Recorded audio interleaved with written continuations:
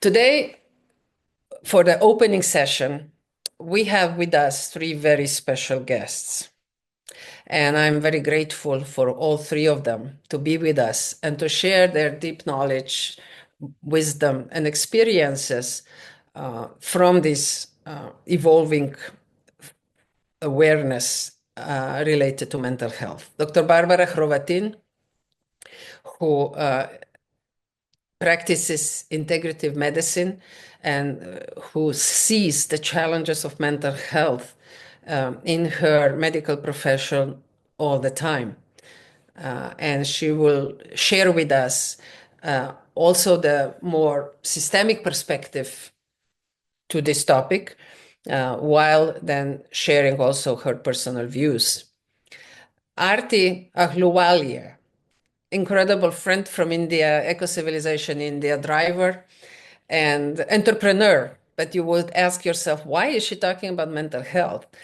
Well, you will see that her incredible experience as a CEO of a construction company, but before that, as a volunteer dealing with especially mental challenges in the most delicate areas of her country and neighboring countries, in Kashmir, for example, she will have a very deep stories to share with us.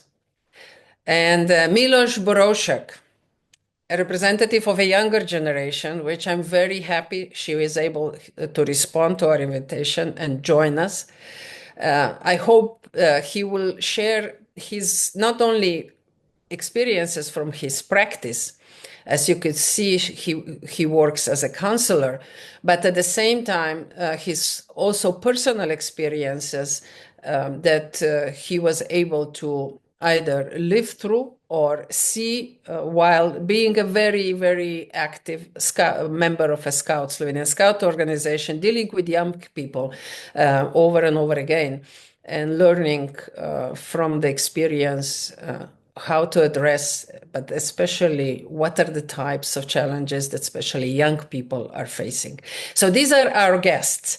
And now let me invite them to share with you first thoughts. And my first question to all three of them, which is also they will be opening statements, are how does today's topic relate to you, to your professional life, to work that you deal with, and what inspired you that you actually started to professionally engage with these very challenging topics.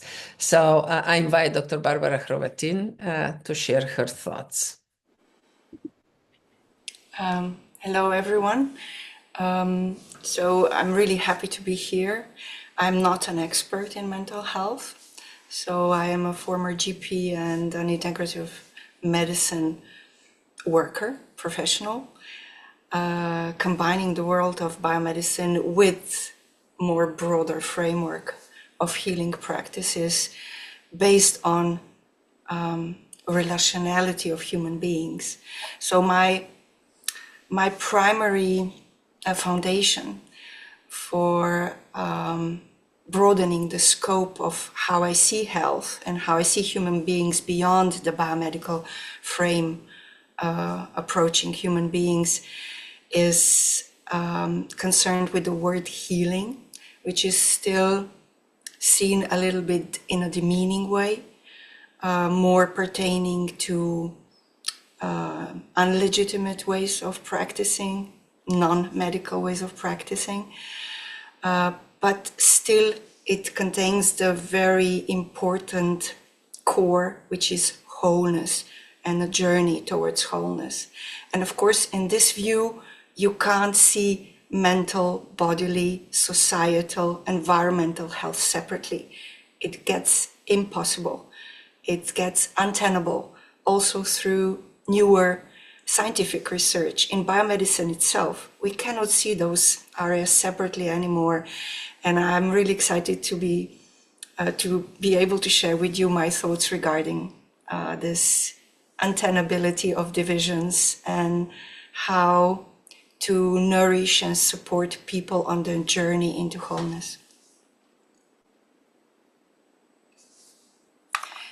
Violeta, did you mean for me to share the presentation now? Yes, or? please. Yes, Oh, please go ahead. sorry. I thought we will all answer the question first. Sorry. So here it is. Yeah, let's go.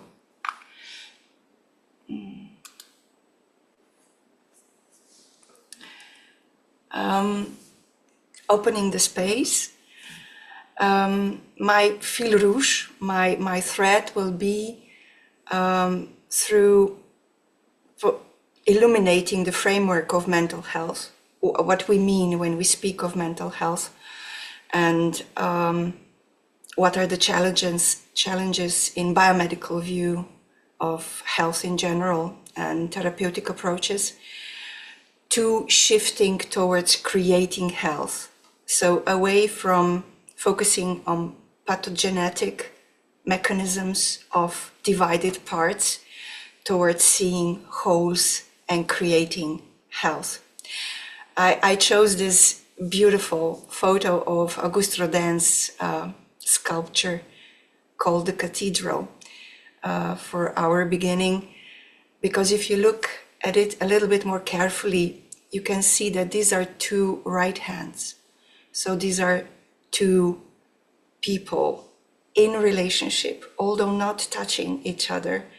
And it reinforces the relationality of the topic of mental health. So what is mental health? Many definitions. I went with the WHO one, which is the most used one, where they use, interestingly, words as a state of mental well-being that enables people to cope with stresses of life, and also to realize their potentials, their abilities, to learn well and work well and to contribute to their community. WHO writes that it is an integral component of health and well-being that underpins our individual and collective abilities to make decisions, to build relationships, to shape the worlds we live in. And even that this is a basic human right, a crucial thing to personal, community, and socioeconomic development. So it is a very broad field, a very broad scope affecting our life in every single frame. But if we look at it in a maybe more well-known categories of mental disorders, we can see from this recent Lancet study from 2019, where they looked at disability-adjusted life years. That means how mental disorder affects not only the quality but also the quantity of life.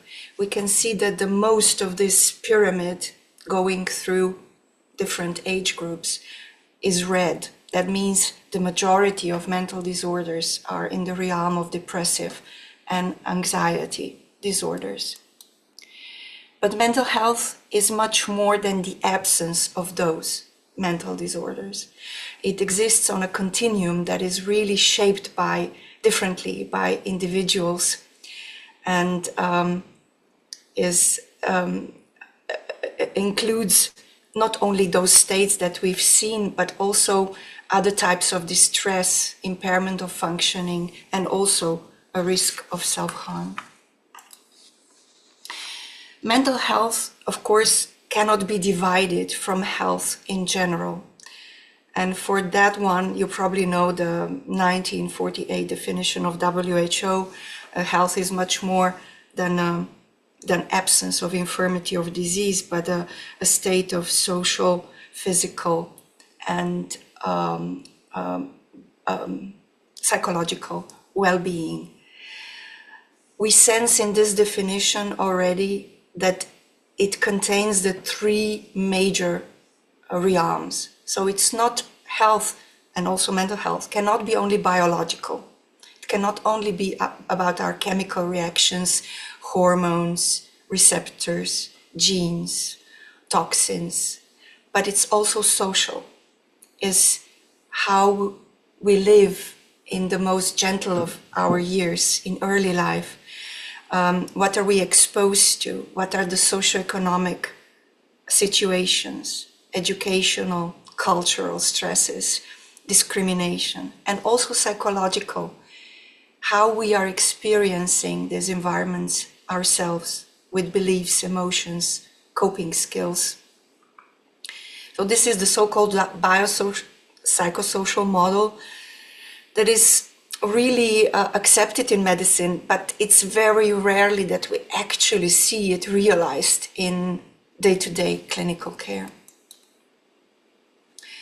As a curious intermezzo, an etymological question that I found really interesting during my PhD studies for medical anthropology. On the one hand, there is a common root for health in many languages, where being healthy, being whole, and being holy comes from the same root word. It's the same in Slovene as well, not only in the Anglo-Saxon countries. But on the other hand, mental health. Why do we speak about mental health? I do believe that this is a somewhat awkward translation of René Descartes' division of the soul and the body. Back in 16th century, he's usually blamed for this division that was a foundational core of enlightenment, enabling great progress. But still he was speaking about âme et corps. That means there was a soul, not mind and body. And also in Slovene, we are speaking about duševno zdravje, which means soul health or health of the soul. And I encourage you to think about your local languages. How is your most common terminology for what we called in English mental health?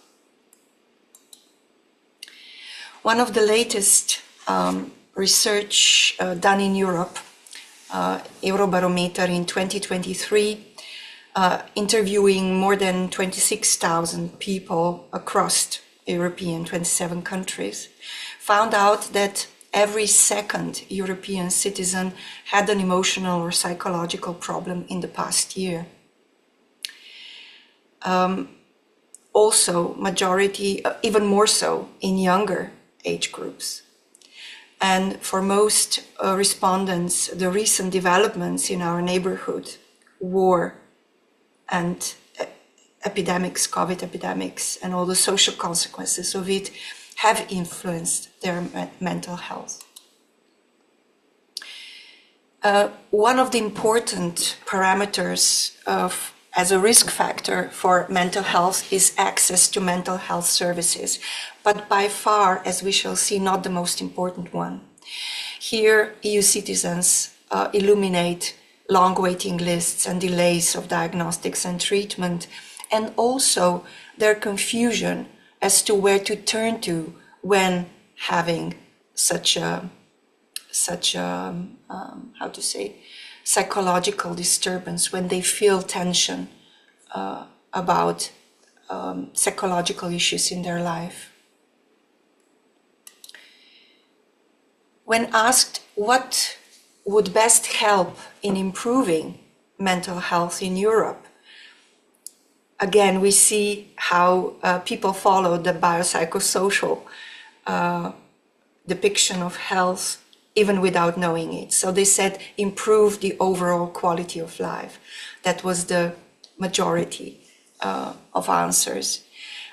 Security, also contact with nature, green spaces, physical activity, and importantly, social contact. These were the most frequent answers that people gave in this Eurobarometer inquiry.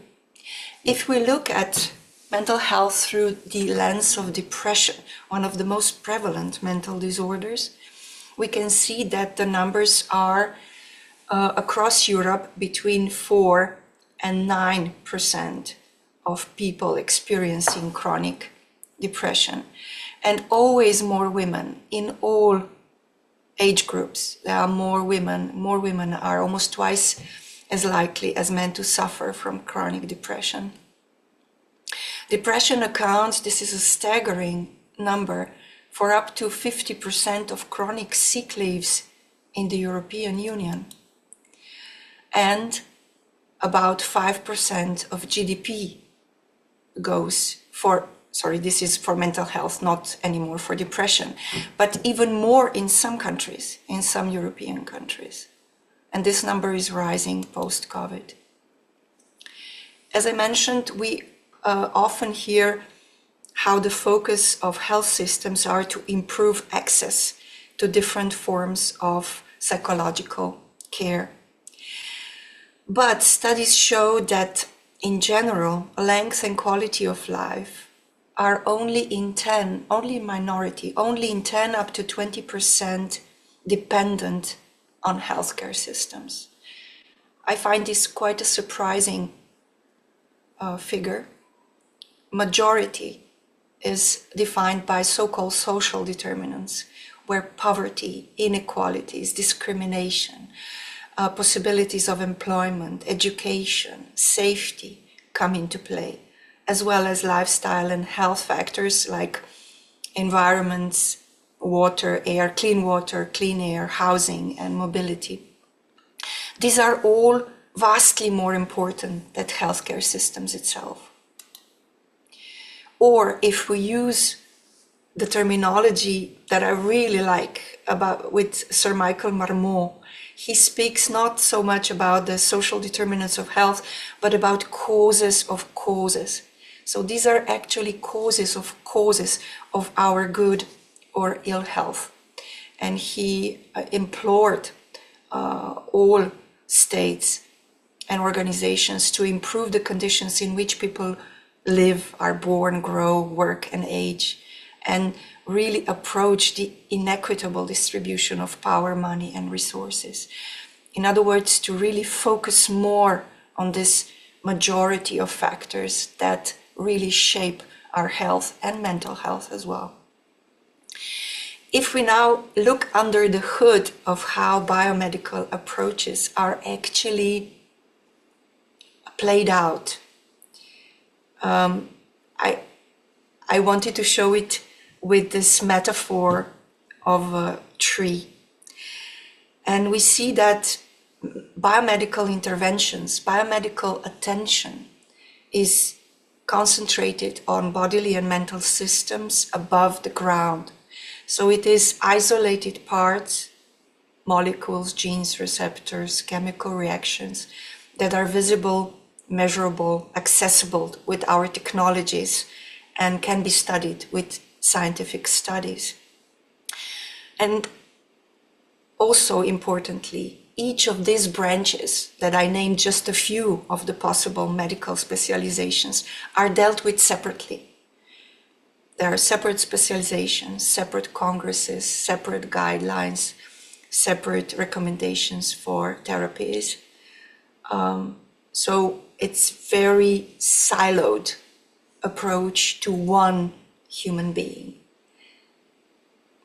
mostly with specific measurable medicamentous or surgical procedures. This underground, the vast area of roots and the soil usually remains out of the scope of the focus of medicine, but it's incredibly important, even for the work of the medicaments and the surgery itself, but also for how healthy or unhealthy we are, or can be. So how we can rest, the supplies of water and food, can we be in movement, can we have an internal meaning, relationships, friends, family, and community, safety, belonging, equal grounds for reaching our potentials, and exposure to different environmental stresses. So the soil is extremely important. And I just want you to want you to see this. This is an old discussion. This was supposedly discussed already 200 years ago between Louis Pasteur and Claude Bernard. Pasteur, of course, claiming that it is the microbe determining who will get sick.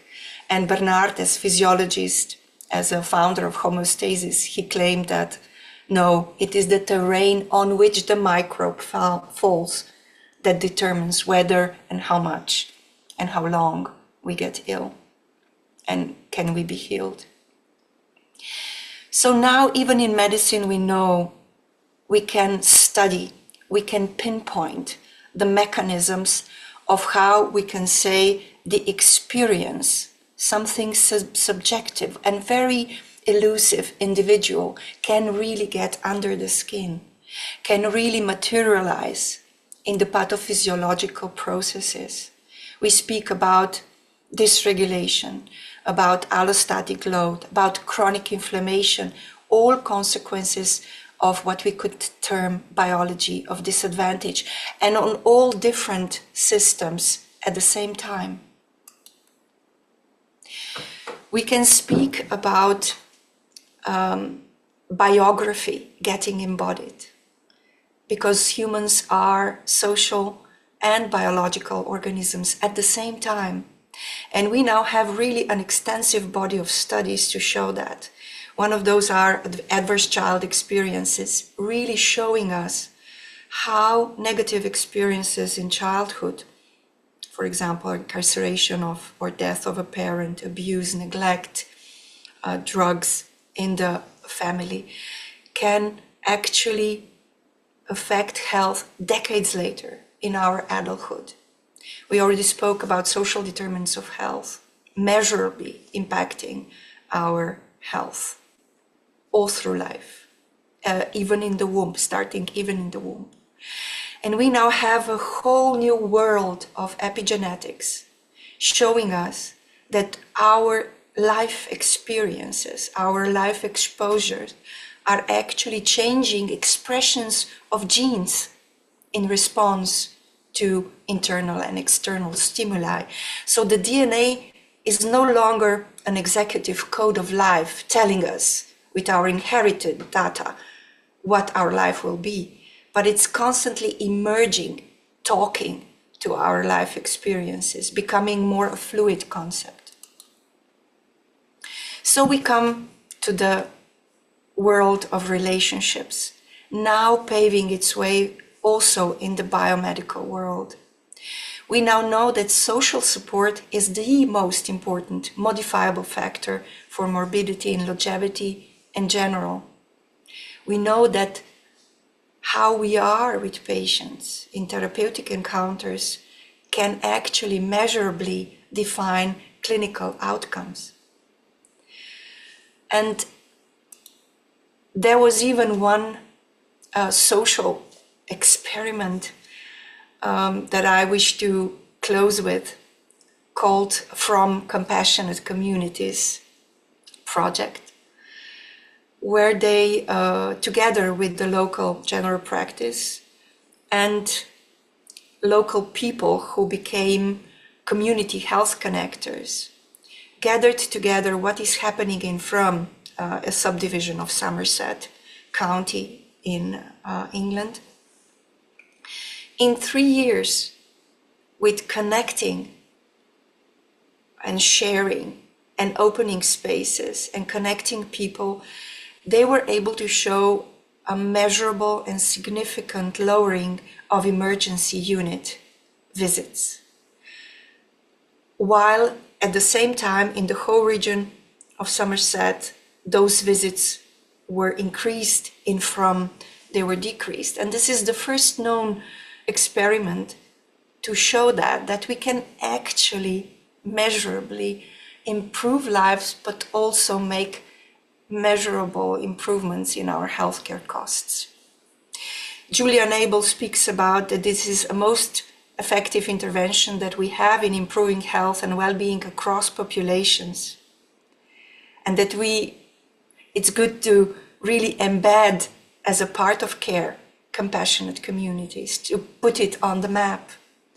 And Dr. Helen Kingston, who is a medical director of the project, says really importantly, having these community resources at hand means that we can meet the needs of our patients in a way that is most meaningful to them, rather than struggling to find answers to social problems with medications.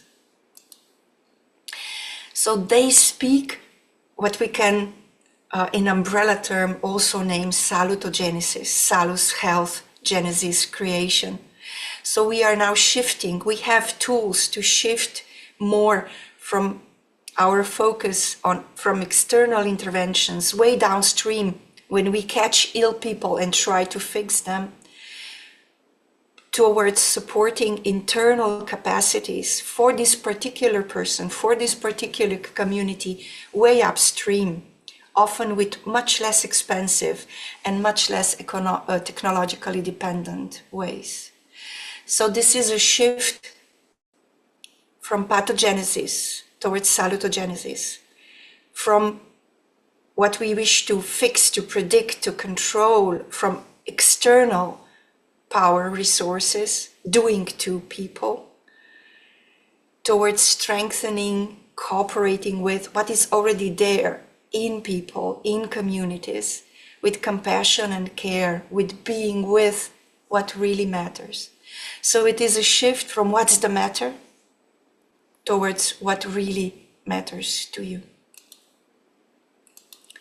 This is a very difficult task in our digital pervasive world, in our focus towards technology as salvation, in also our biomedically shifting focus towards so-called precision medicine. I just want to expose that already now, more than half of the clinical time of a physician is spent with computer.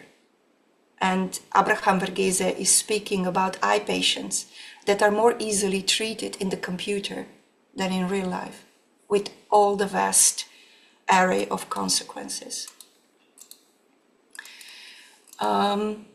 So this is the last slide I wish to end with, and also with a beautiful explanation of psychologist Rollo May about what care is.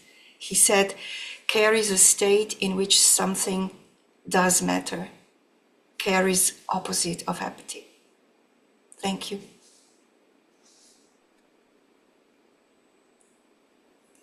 Thank you very much, Barbara, for this very comprehensive and also very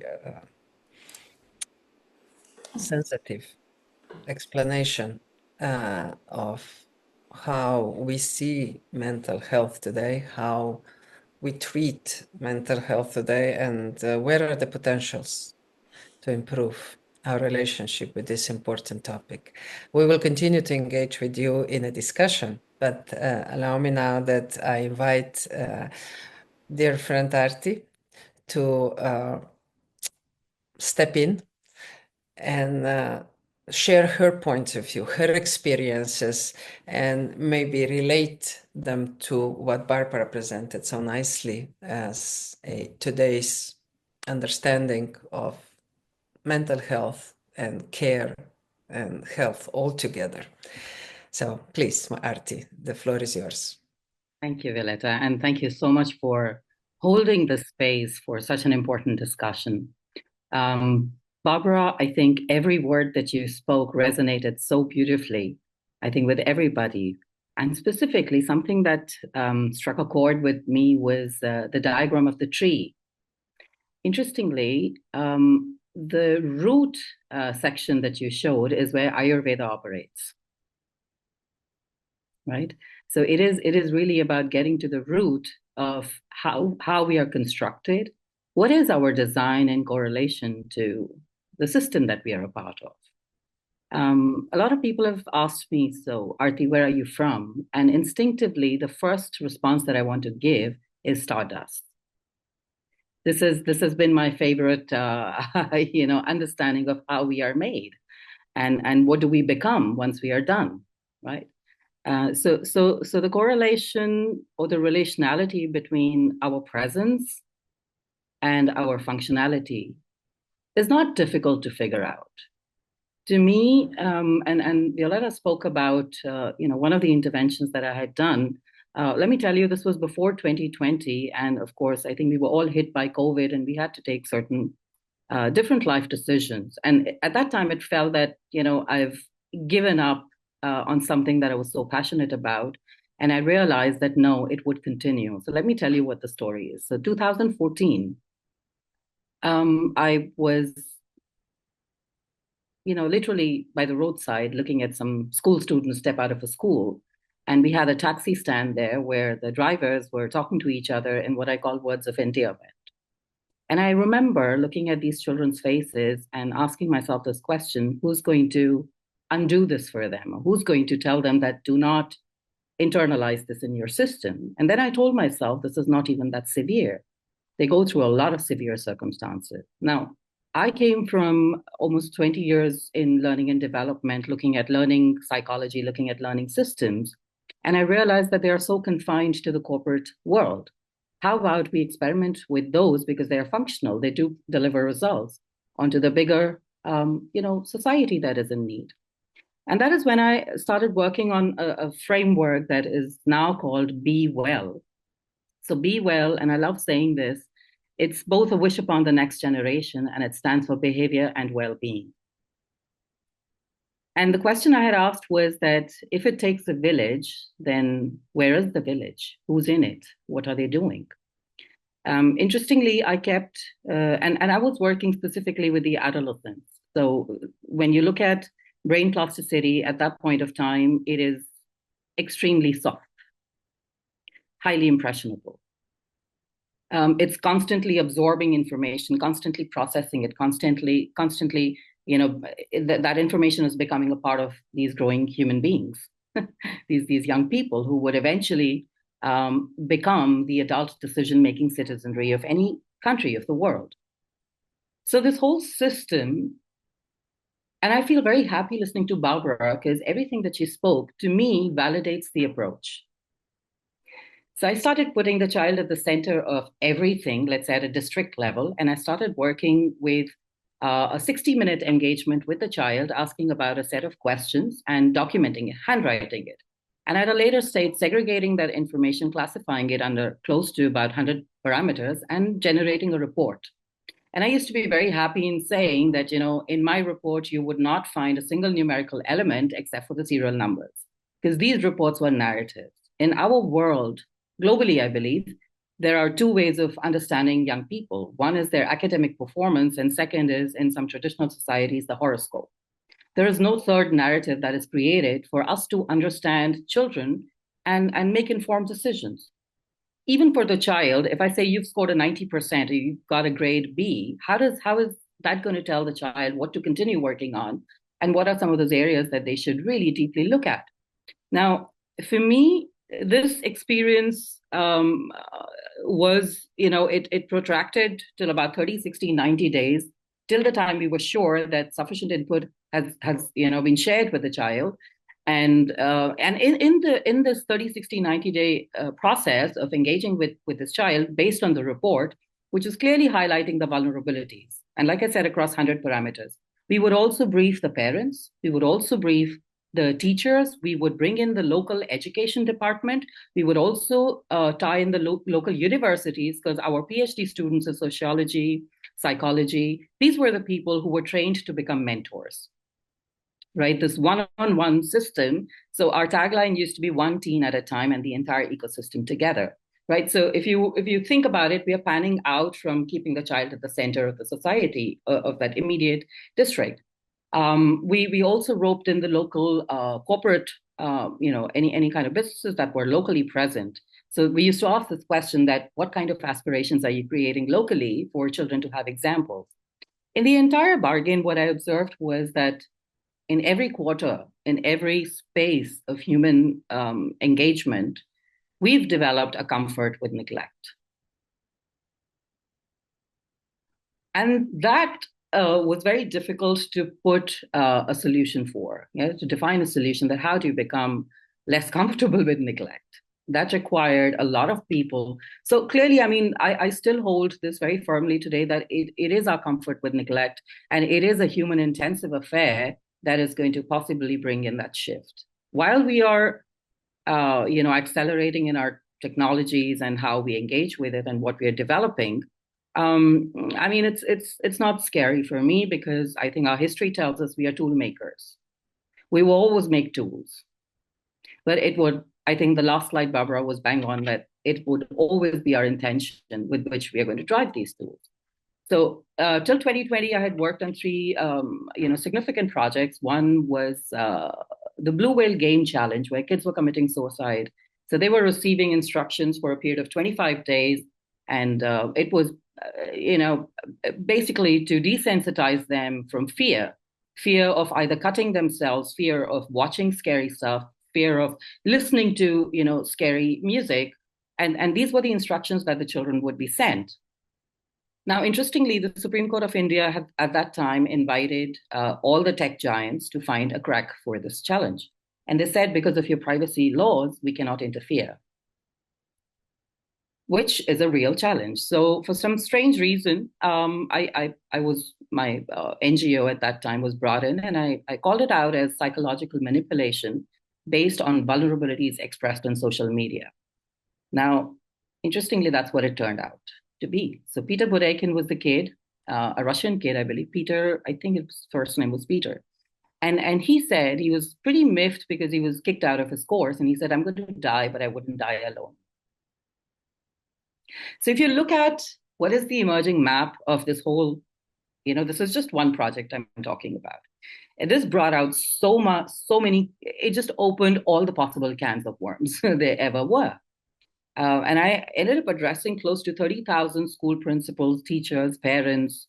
And I was completely bombarded with such ghastly, nasty stories from the ground that it just made me even more determined to stick around and train more people to become a part of the Be Well framework. The second project was in the northeastern state of India called Assam, where I ended up working with about 100 orphan girls who had lost their parents during one of the riots in about 2013. So when I met them, they were all teenagers trying to, figure life out, and just sitting with them, talking to them for those 60 minutes just built so much of direction, because those 60 minutes were for them, with them, about them.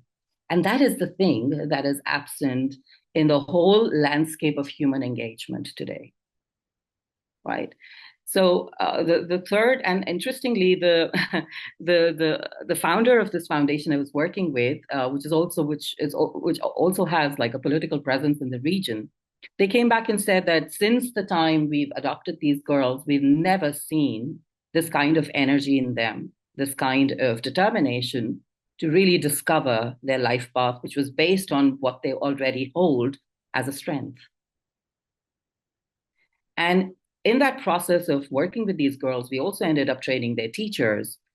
We also ended up training their guardians. And even, some of the local businesses had come forward. The third project was in Jammu Kashmir, which was, I would say, it's slowly getting a little better. It was one of the most troubled states of the country, with absolutely like every minute you would have news about terroristic attacks and the Indian army doing something else and the border army doing something else. So this was a very, very volatile region. I think one of the longest standing wars for the last 100 years in our modern world. And when I started working, so I was working with about 10 different education blocks with teachers to sensitize them of how to identify what are some of those behavioral indicators that would tell you if a child is troubled, if some kind of an intervention can be done. Because you see, most of the teachers or counselors present in educational institutes don't know what is the solution against the problem or the challenge, right? Those are like, normally they would apply what I call off-the-shelf solutions. That's not going to cut it. So engaging with a child, I mean, it's like talking to a friend. You don't talk to a friend exactly the way you would have spoken with your boss or your cousin, your mother. You would talk to the friend exactly based on what the friend needs, right? So it was literally bringing it down to something that instinctive. Even training the mentors.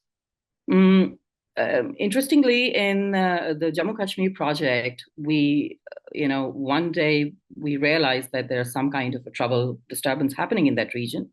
And 2 children were brought to me by the army at that time, that they had crossed the border to become terrorists. Now, this was, it lifted a veil, because when I engaged with these children, I asked them, why did you?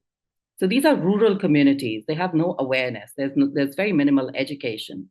So parents were of the mind that now that the child has been registered and will get a midday meal or has a set of clothing, the child should really go to the mountains with the goats. And when this kid used to come back to the class, he couldn't understand anything and used to get ridiculed. For him, there's no acceptance anywhere for who he is. And he would transgress his own boundaries to destroy himself for the sake of acceptance. This is what all of us do in our worst circumstances, in the most pressurizing circumstances. We don't realize it. Bit by bit, we keep losing ourselves. Look at the whole global leadership today. At one of the UN events, I actually ended up saying this, that when you look at the leadership of the world, anyone sitting with a finger on their button, on the button to destroy the world is a product of poor nurturing and disturbed childhood. This is a risky statement to make, but yes, you've got consequences. I bore them, and we're all here. The second statement was that as a third generation product of independent India, I still carry that residue of conflict in me. So if the leadership of the world is not trying to poison generations, then A, they should not be the leadership, or B, that is their MO. This was then. As of today, I have personally evolved in understanding this space as well. So we're trying to craft projects on the business side of things where we can engage with the political leadership. At the end of the day, who are they if not humans? Who are they if not from the same system that any one of us is from? So I think there has to be another layer that has to be moved out in terms of engaging. Like I said, it's a human intensive effort. No amount of technology is going to make us better than who we are right now. So when we look at, so many dimensions that are validating our need to attend to mental health, all of them are pointing to one truth. And that's like the most basic definition of behavior. It can be improved based on the environment. Behavior can be managed, can be improved, can be regulated based on the environment. So while I was working with students and that entire ecosystem, I realized that these are the people who have to go out into the business world or the working world and find a job and engage with those systems. Now, those have no space for mental health. Those have no space for aspirations. So in my current avatar, as somebody who's trying to establish a certain line of business in the energy sector, I'm asking the same things, that if we want to see transition, then we need to manage waste, we need to manage water resources, we need to have better land use, and who's controlling them, if not the local syndicates at the ground level? And who are these people stuck in the web of vulnerability, manipulated and deployed? So our action today is about looking at what is that fabric of society that is allowing us to move in our institutions. And that is why we need to engage. So it's like a parallel process. We have to engage with the students. We have to engage with those children who are not students. We have to engage with the leadership. We have to engage with the business world. We have to engage with, the final Lord Gods of everything. And we all suffer from the same deficiency because inherently our systems do not hold space for that level of engagement, for those conversations to happen. Those really, I would say archaic, not even archaic, I mean, something that I call jaded, those ideas about be a risk taker, those are, sometimes I just laugh and I think that we got this so wrong. We got this so terribly wrong. The way we are functioning in our institutions is completely unnatural to our design. And therefore, that shift is going to take a backbreaking effort by literally everybody who understands that this needs to be applied. This effort needs to be applied. So I'm not a psychologist. I'm not a mental health professional, but I'm human enough. And I think that's the only role we need to perform. to stand up, to understand, to create space, to hold space, to ask questions, to listen, to build on it. It is Be Well as a framework is literally that simple. And another interesting thing that I'd add to this is that the offshoot of Be Well was a very interesting project that I created right when COVID came in. And this was a prison reform project to ensure that the adolescents caught in the prison systems do not become repeat offenders. And clearly, the objective was that since we do not have a point of departure for that rehabilitation, let's build one which is more aligned to the so-called convict's personality, their social, background, and the potential that they have for future. And then these were broad ranged in terms of, what are these subparameters? Interestingly, the head of department for psychology for one of the universities really put his name on it. And I'm literally looking forward to restarting Be Well 2.0 and the prison project called Neve, which means the root 2.0. It's all up for grabs. It's there in the world. Like I said, it's human intensive. And that's where I think most of us end up shying, because this is not theoretical. It's literally bang on the ground when you do deliver, observe, weave, create, guide, involve, engage, all of those things. Mm. And just as a parting note, I'd like to share the link with everybody here so that in case you're interested in knowing what Be Well is about, here is an overview. And, one last thing about Be Well, that within Be Well, there's an adoption model. So, for example, our team would come in, do a pilot and create that capacity within the district. And then the district runs with it on their own. And if they need our help, then we come in like twice a year or something as auditors. So it's not about, one of the biggest things that's disturbed me is that any kind of a social technology, and by the way, in the age of technology, I'm calling this a soft technology. So it's not, the future is not of just hard technologies. There are also soft social technologies that are required. But people get so hung up about the ownership on that they want other people to join their system. They wouldn't create something to put it out there so everybody can join into it. This is what Be Well does, inherently, such as the design. So it's up for grabs, and I'm very happy to connect with anybody or, Year of Mental Health. We'd love to expand on it. Thank you. Thank you very much, really, Arti, for yet another dimension from practical examples, your personal views, and over again, re-emphasizing how important the environment is as well, and the effects of the environment, or being a positive enabler of change as well. So we'll get back to that. And I'd like to ask all of you present today here with us, while you're listening to these opening words, create some questions, comments, because we will give you a space and we would love to hear from you. And last but not least, Miloš, the floor is yours.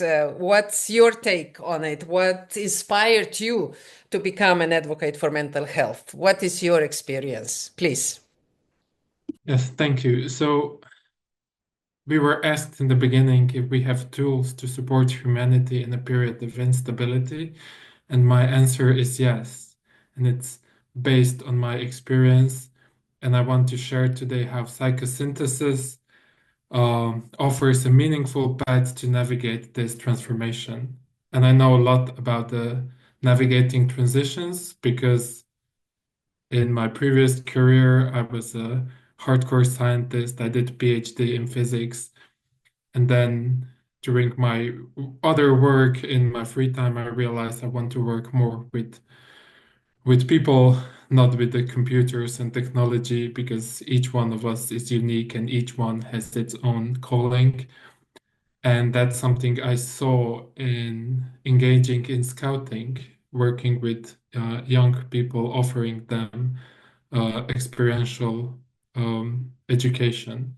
So I decided to transition from one hardcore science to another science, which is psychology and the counseling work. So now I work as a counselor.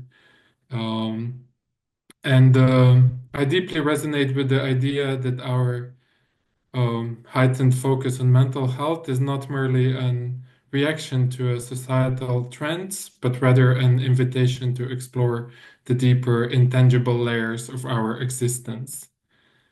And as we heard from all three speakers before me, that we live in a time where traditional paradigms are being questioned.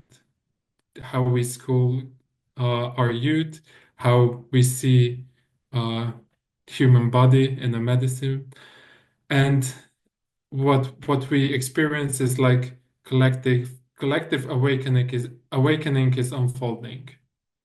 More and more people embrace different practices that foster mindfulness and inner clarity, allowing them to move from a fragmented, ego-based state toward a more unified and integrated way of being.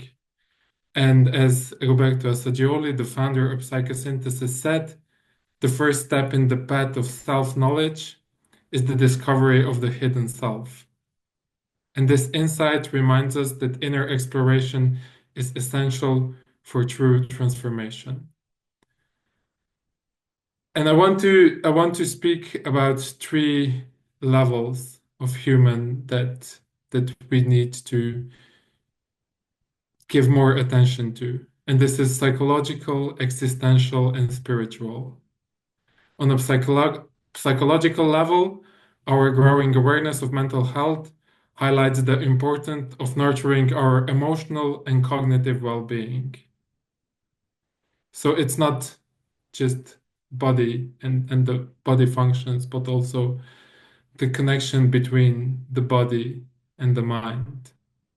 And imagine a person who, through deep reflection and support of maybe a psychotherapist or counselor, comes to understand that persistent anxiety was rooted in unresolved past experiences. And this recognition not only brings relief, but also opens the door to healing and integration. And in the existential realm, we are beginning to ask not just how we live, but also why we live. And many find that after years of pursuing external measure of success, a deeper sense of fulfillment emerges when they prioritize meaningful relationships and creative expressions. Joanna Macy encapsulated this beautifully when she stated that our deepest powers emerges when we embrace the interconnectedness of all life. We are all connected. And this brings me to the third layer, which is spirituality. And spirituality invites us to connect with a higher self, a core of wisdom and unity that transcends everyday experience. There are moments when we may feel an overwhelming sense of connection to all life, a reminder that our spiritual essence is always available to guide us. This awareness reinforces the idea that our inner and outer worlds are not separated, but deeply intertwined and connected. Based on this, what I see psychosynthesis can offer are three concepts that I want to speak about. One is the subpersonality or parts, the other is the will, and the third one is the disidentification. So let me start with the subpersonalities.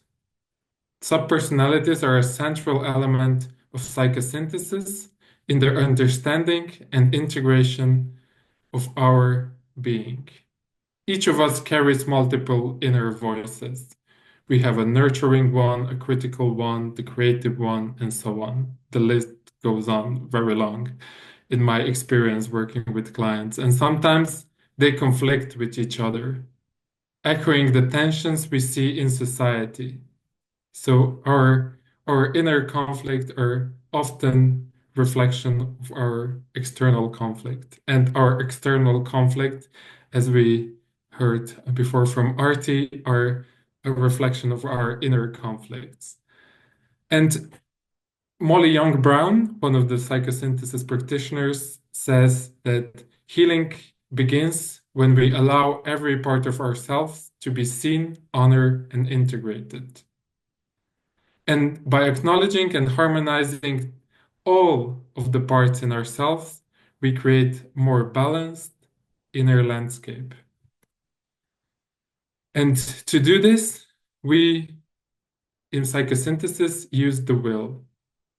Will is a dynamic force that bridge our inner world with our outer actions. And we recognize several aspects of the will. A strong will, which provides the energy to act.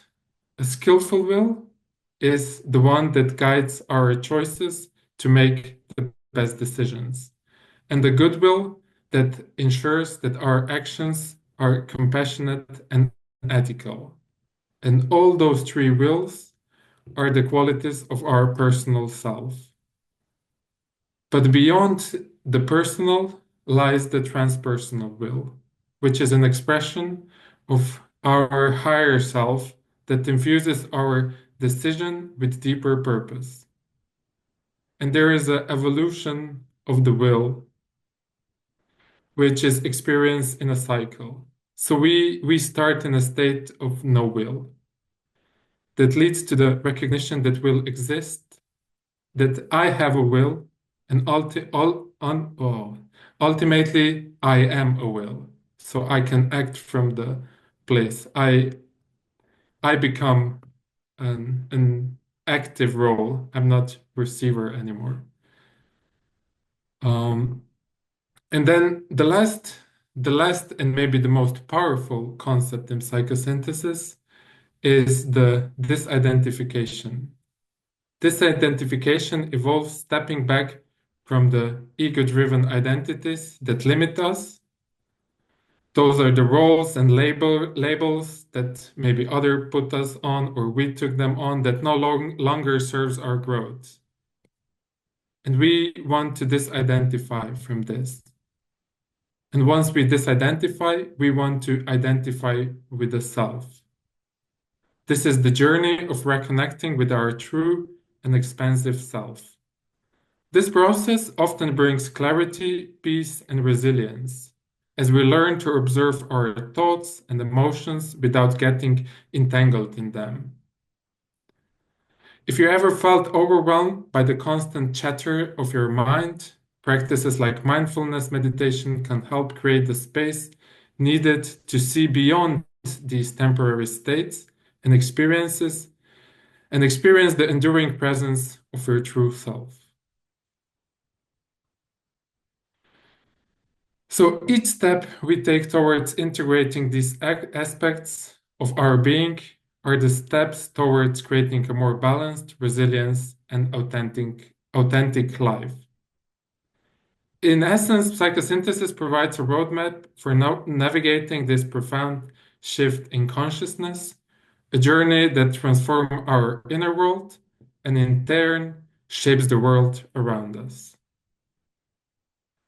So those are my opening words, and I look forward to continue the dialogue. Well, Miloš, thank you very much for adding yet another piece to a more holistic understanding of what we are talking about here.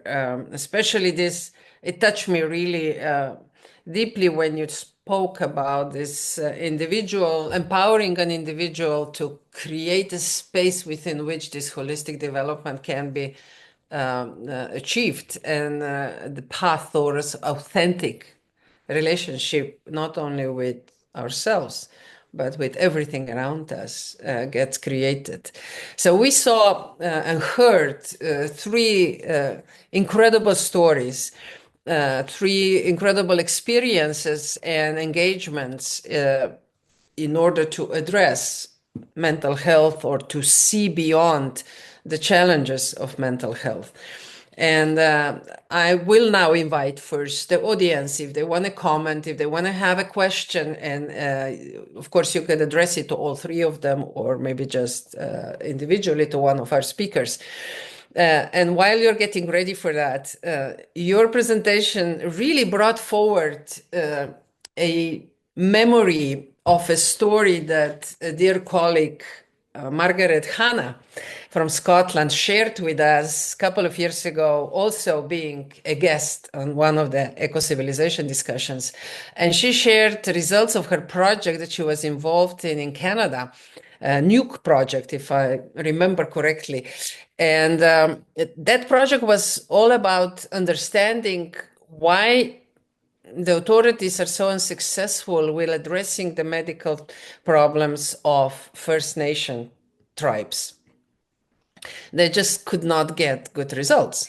So this project team went to look the conditions, and just to make the whole story shorter, they looked at the conditions under which these people are treated, and they've understood that the whole process is completely against their culture. The way how they interact with each other, the way how they address challenges in tribes. So the whole process was way too cold, way too impersonal, and they could not bring their relatives along, which they were used to in a traditional medicine. So what they did, they made an experiment, and they created a medical facilities that address those issues, bringing in colors that the natives use, creating special rooms for relatives to come along and be with the patients and be with people who were treated, not only from the mental health, but overall, also physical. And for me, what was so important is also that they created a space where the physician was not on the other side of the computer, but shared the chair on the same side, watching the screen together with the patient. So not creating a barrier, but creating a space where they could engage in the discussion. So all that had a positive mental consequence, mental health, spiritual consequence, emotional consequence. So the patients started to heal much faster. They were able to, accept or deal with the medical challenges that they had in much more effective way. So this is what all of three of you spoke about, this environment within which the healing takes place. Getting close to the authentic expressions of individuals that can be who they actually are, addressing the challenges that they personally have, and the support of the community within which they can heal much faster and better. That's what Arti also talked about. So just a little story that I wanted to share, because all your excellent presentations really brought it forward. So how little we pay attention to this setup within which any kind of healing is taking place. And maybe later on, Barbara, who knows this case even better, can share maybe more insights to it. But now I'm opening the floor. So any question from the audience, you can, if you don't want to speak, you can write a question or comment in the chat and I will read it, or you can just unmute yourself and raise your question.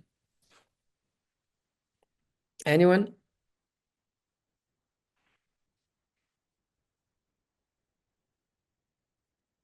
No comments? No provocations? No additional questions or personal experiences? If not, then I will ask our guests a question which is related to this. So, based on your personal experiences, do you recall what were the elements or sort of a shifting moments and what caused these shifting moments for individuals to either get a higher level of awareness about their own condition or how they dealt with the conditions that were identified? What were those turning points? Either Arti, Miloš, or Barbara. Yeah. So, and specifically in the context of the 100 girls that I spoke about, it's interesting that we ourselves, and I think, Violetta, I've actually spoken about this with you, that, and I want to actually work on developing this idea of how do we recognize our life location? What are the contexts in which we understand ourselves? So there are children as of today or young people who align themselves with how many likes they have on social media.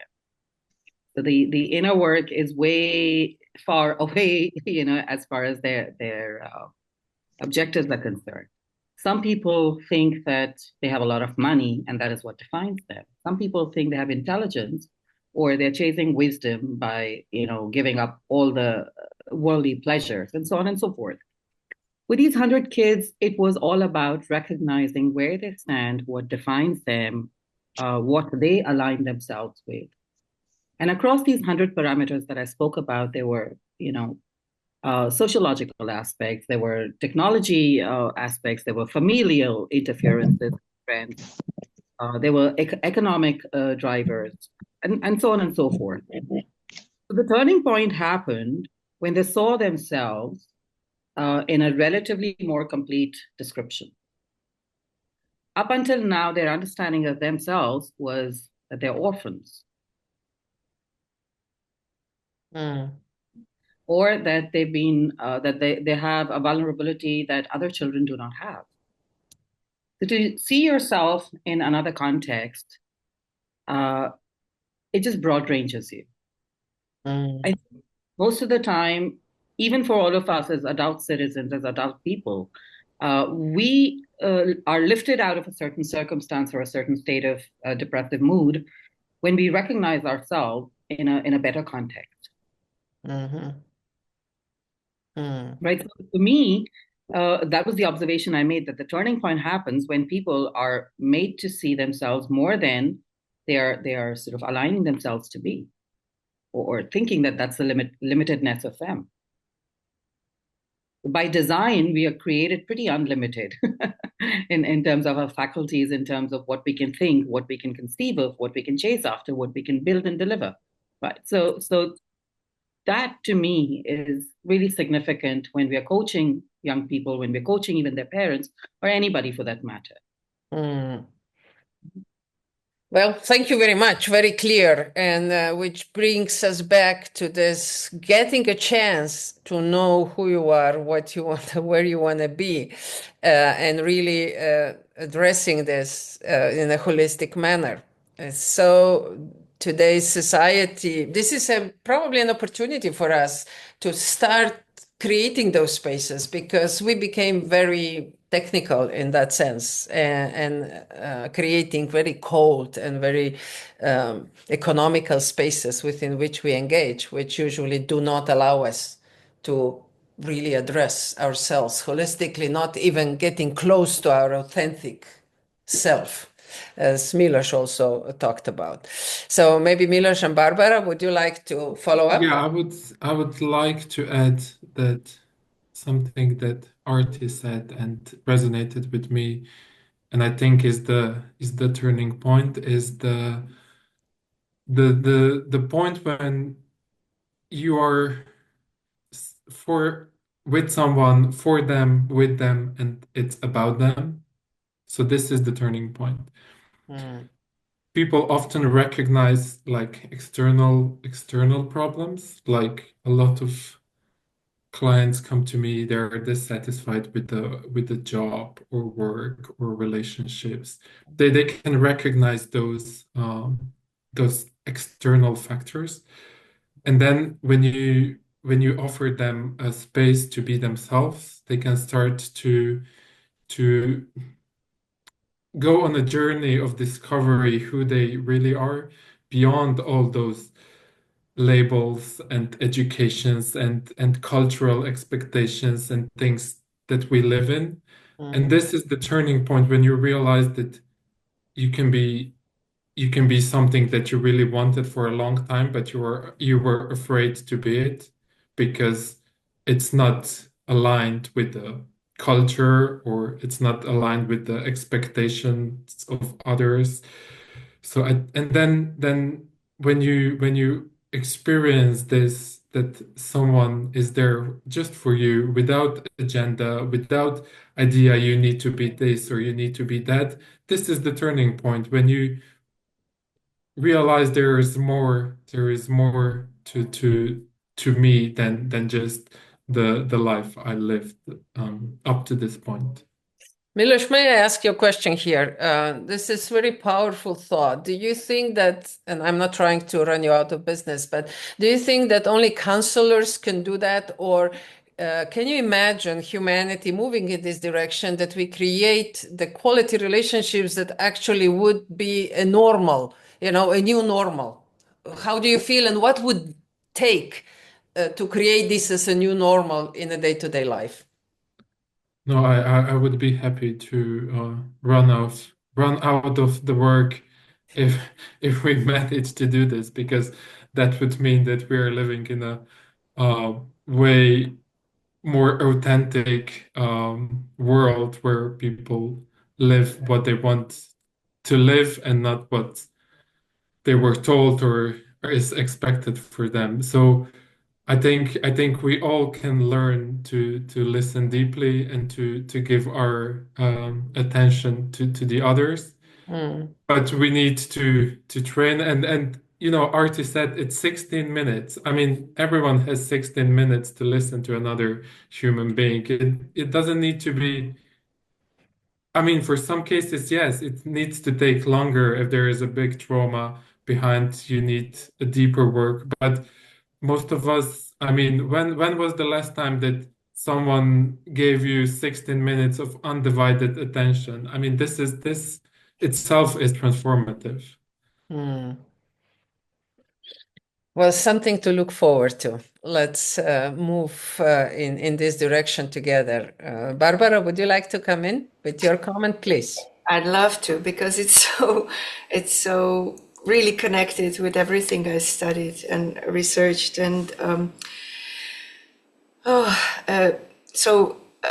there were two big rivers that came together from my work with physicians that were really difficult to find words for. But they were deep listening, deep, generous listening, and authentic presence, which is, as you can imagine, completely out of the box for biomedical world. It's nothing that we would ever even touch upon in our education or systems of practice. And yet, we found this common denominator of creating a space where healing is possible, even in healthcare. And it was funny when you mentioned time, because we always say there is no time, right, in healthcare. This can happen in half a minute. Being seen, being recognized, being affirmed, being listened to is not a time frame thing. And on the other hand, what was really surprising was when they really followed the threat of not having enough time, and they made an interesting experiment in Wisconsin, in Family Medicine, Wisconsin University. They gave family physicians 40 minutes of time per patient, and nothing happened. Because you need to be empowered within yourself as a therapist, as a physician, as somebody who comes in relationship with people who come for help, in order to make something of that time, of whatever time you have. So it's really important, the intention that we spoke about. The intention is really important, and also to be aware of what's possible. Otherwise, we come to essentialize things. We essentialize, we put it on a sift. We put whatever humans say on a sift, and what comes out are codes of diseases, are guideline medications, are things that we need to take off in our work, and where real relationship is almost impossible because our focus, our attention stays elsewhere. So I really loved what both of you spoke about, because this is real person-centered care, but it has to go on both sides of the stethoscope. Wonderful. Yes, go ahead, Arti. I'd like to share something about how did we prepare mentors, as a part of our ecosystem. So the first thing we did was we reached out to the local universities.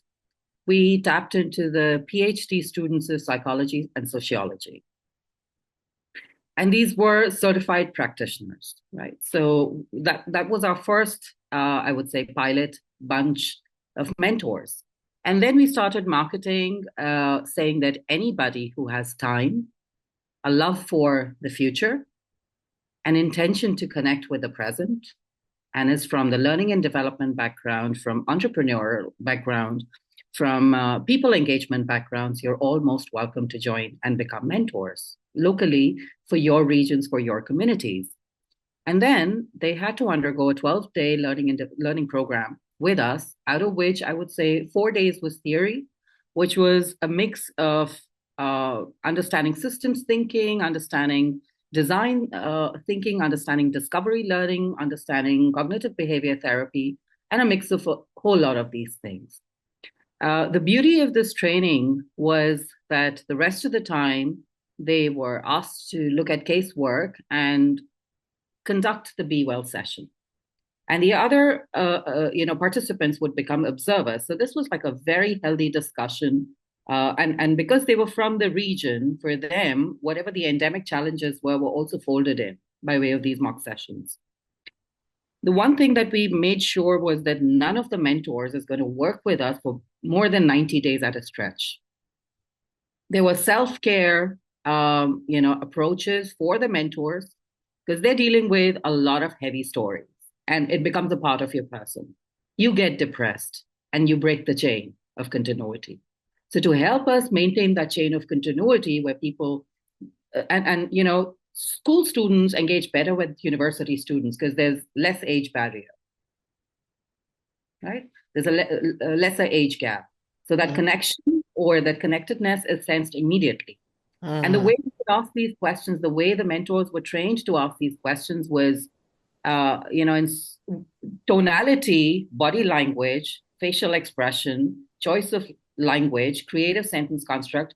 These were some of the main aspects of how you would present yourself in the role of a mentor. And after 90 days, because that was the maximum amount of time we would engage with a child also, because one of the things we were very mindful of was that we do not want to create dependencies. We do not want to become a crutch. So beyond 90 days, the mentors would also take a break. I think these are some of the, and why did we do that? Because we studied how does this work and how does it not work? And we just built that in. Interesting. Now that we got a very new, simple, but very straightforward model started to emerge out. If we want to deal with this mental health, if I understood all of three of you correctly, we need new competences. We need more knowing what is actually possible. We need new well-trained mentors in order to be prepared with the right language, body language and words, and somehow find a way to stimulate individuals to move towards a higher level of authenticity. So I hope we will continue to explore these elements further. Before I move on, because the time is incredibly non-generous to us, I would like to just invite Wiebke because she made a couple of comments, and maybe Wiebke, you would like to make your own personal comment or raise a question or a new issue. Please, Wiebke. Thank you. This is greetings from Germany. There's just some thoughts that flowed in when Arti was speaking, like business, what it used to be that businesses were serving community. Like, what is a business? A business used to be an activity that creates more value for the community it serves. Well, that has gone away, really. Businesses now is about winning, and it is about making profit, value in the reduced sense of money only. So everything is only running towards winning more, higher efficiency, and feelings seem to be in the way. And the schools educate for the business. They used to educate, like for the military, educate the children so that they fit into the military environment, and which does not cater for feelings. So it's it really feels like a huge shift if we could get the kids at school and shift the schools and give this space to all the feeling that our generations, we're struggling with it, we're breaking it open, and with that we open the space for the coming generations to fill it, to live a more holistic life. And then business can possibly return to being in service of their community, away from domination and winning. Those were the thoughts, totally lateral to what you all were saying. Thank you for giving me the space. Super.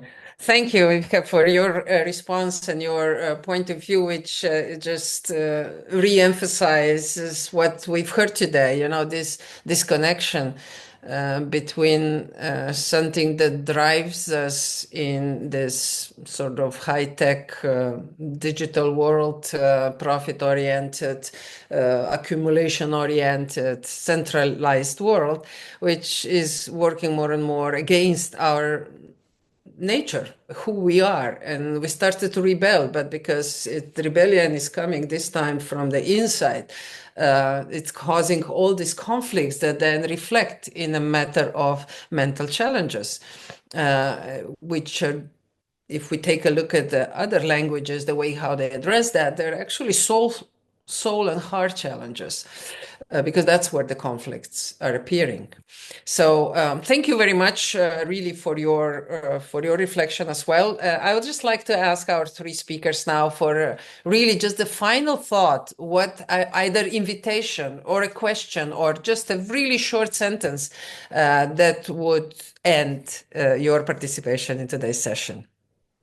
And maybe we start with the same sequence as we started at the beginning. Barbara, go ahead.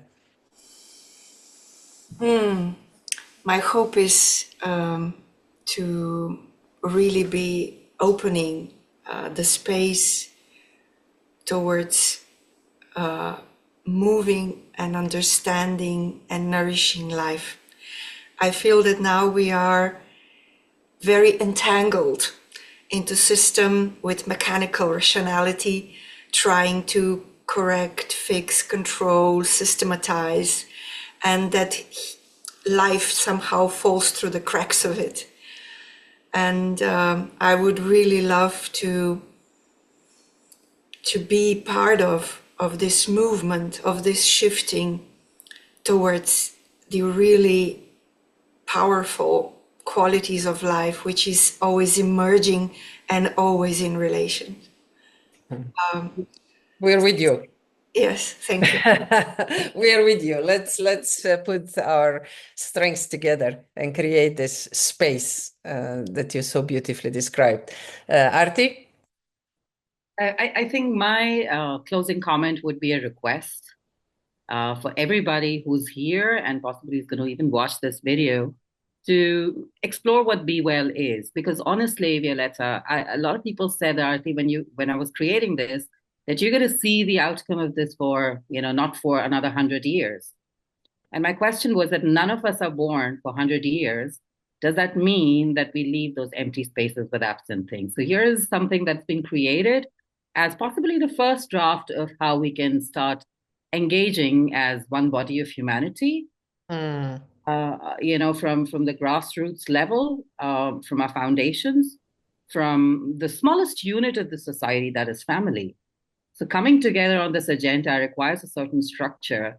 And all I can say is Be Well is level 1. And I really hope and seek, collaborations to expand on this. It doesn't belong to me. I can't carry the weight of that. So it's up for grabs. It's out in the open. I'd like to play with a lot of people with it. Fantastic. We have 2 hopes now already, and they are joining in the strength and in the wave that we're going to start feeding in the next times. So great. I mean, we are with you. So let's see how we can do it, actually. And Miloš, last but not least, what would be your final thought? My final thought is that you are not the same. Even though it might feel like you're the same, there are other people out there dealing with the same problems, same ideas they want to put in the world. So I think connecting with other people that work, finding the support, finding a help if you cannot do it alone, it's the best thing, but you're not alone. And it always feels like no one else experiences this, but that's not true. So, and if we connect, we build communities that make bigger impact than if you do it alone. So that's my final thought. Thank you for this invitation as well. And let me dare to say that maybe today is the beginning of this intertwining and connecting, and hopefully this will continue to go in all directions where you will go, and will continue to empower these beautiful thoughts that we've heard today, and they were shared